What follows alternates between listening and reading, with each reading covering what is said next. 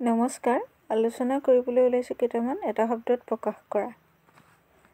যি সঁচা কথা কয়, সত্যবাদী। যি ঘৰত উপজে, ঘৰ উপজা। যি নগৰত থাকে, নগৰীয়া। যি গাঁৱত থাকে, গাঁৱলীয়া। যি বিদেশত থাকে, প্ৰবাসী। যি বিদেশৰ পৰা আহে, বিদেশী। যি ভয় নকৰে, নিৰ্ভীক। আনৰ ভাল দেখিব নোৱাৰা, চকু চৰহা, পৰশ্ৰী কাতৰ। একে গুৰুৰ শিষ্য, সতীৰ্থ।